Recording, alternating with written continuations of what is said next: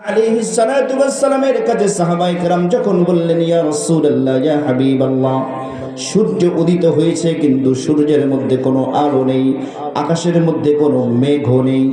যদি মেঘ থাকতো বুঝতাম মেঘের কারণে সূর্যের আলো নিষ্প্রভ হয়ে গেছে। ইয়া রাসূলুল্লাহ, ইয়া হাবিবাল্লাহ, আকাশে তো সূর্য উদিত হয়েছে কিন্তু সূর্যের মধ্যে কোনো কেন আলো নাই। পয়গম্বর আলাইহিস সালাতু ওয়াস সালাম সূর্যের দিকে তাকানোর চিন্তা করেন, ব্যাপারটা কি? সূর্য তো উদিত হয়ে গেছে, সূর্যের মধ্যে কোনো আলো নেই কেন? সূর্যটা এত নিষ্প্রভ কেন?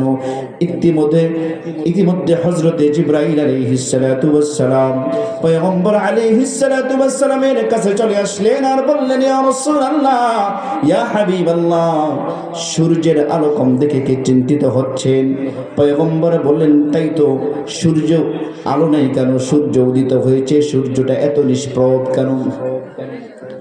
জিবরাইল আলাইহিস সালাতু ওয়াস সালাম ফরমান, ইয়া রাসূলুল্লাহ, ইয়া হাবিবাল্লাহ, আল্লাহ রাব্বুল আলামিন আজকে অসংখ্য অগণিত ফেরেশতাকে দুনিয়ার জমিনে নামার নির্দেশ দিয়েছেন।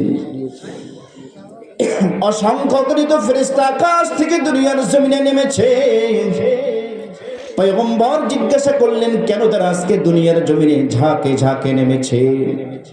জিবরাইল আলাইহিস সালাতু ওয়াস সালাম ফরমান, ইয়া রাসূলুল্লাহ, মদিনার জমিনে আপনার একজন সাহাবা, নাম হলো মুয়াবিয়া। মুয়াবিয়া নামের দুজন সাহাবা, একজন হচ্ছে আমিরে মুয়াবিয়া ইবনে সুফিয়ান, আরেকজন হলো শুধু মুয়াবিয়া। আমিরে মুয়াবিয়া পরবর্তীতে বেঁচে ছিলেন, রাষ্ট্র শাসন করেছেন। আরেকজন মুয়াবিয়া পয়গম্বরের জামানায় ইন্তেকাল করেছেন।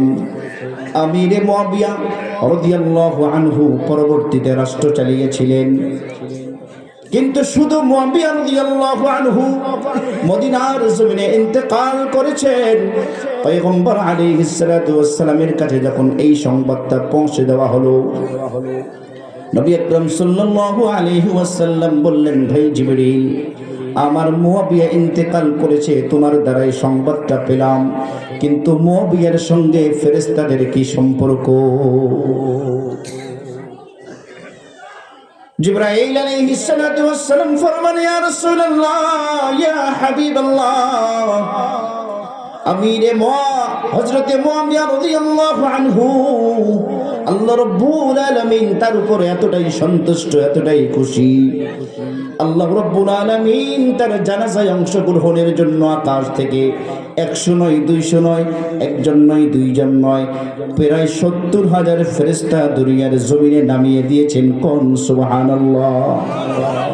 ইয়া রাসূলুল্লাহ, ইয়া হাবিবাল্লাহ, আপনি কি তার জানাজায় অংশগ্রহণ করবেন নাকি?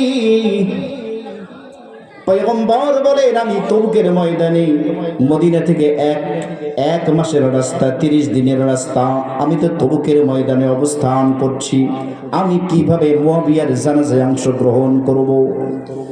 জিবরাইল আলাইহিস সালাতু ওয়াস সালাম ফরমান, ইয়া রাসূলুল্লাহ, আপনি যদি চান আমি পুরা মদিনা শহরটাকে আমার পাখার উপর নিয়ে আপনার সামনে হাজির করাবো। জোরে জোরে কোন সুবহানাল্লাহ। জিবরাইল আলাইহিস সালাতু ওয়াস সালামের জন্য এটি কি খুব কঠিন কাজ? পয়গম্বর আলাইহিস সালাতু ওয়াস সালাম যখন মেরাজ থেকে আসলেন, মেরাজের আরশ বহনকারী ফেরেশতাদেরকে দেখে এসেছিলেন। আল্লাহ রাসূল বলেন, আদিন আলী, আল্লাহ রাব্বুল আলামিন আমাকে ইজাজত দিয়েছেন কিছু ফেরেশতার বর্ণনা দিতে। পয়গম্বর বলেন, কিছু ফেরেশতাকে আমি দেখেছি যে ফেরেশতাগুলো আরশ বহন করছে, তাদের এক কাঁধ থেকে আরেক কাঁধের দূরত্ব 700 বছরের রাস্তা। কোন সুবহানাল্লাহ। এক কাঁধ থেকে আরেক কাঁধের দূরত্ব। পয়গম্বর আলাইহিস সালাতু ওয়াস সালাম বললেন, ভাই জিবরিল, আমি তার জানাজায় অংশগ্রহণ করতে চাই। জিবরাইল আলাইহিস সালাতু ওয়াস সালাম মদিনা শহরটাকে পয়গম্বরের সামনে ধরলেন। পয়গম্বর আলাইহিস সালাতু ওয়াস সালাম মুয়াবিয়ার জানাজায় অংশগ্রহণ করার পরে জিজ্ঞাসা করেছেন, ভাইরে, আমার মুয়াবিয়া কি এমন আমল করেছে যে আমলের কারণে আল্লাহ তাআলার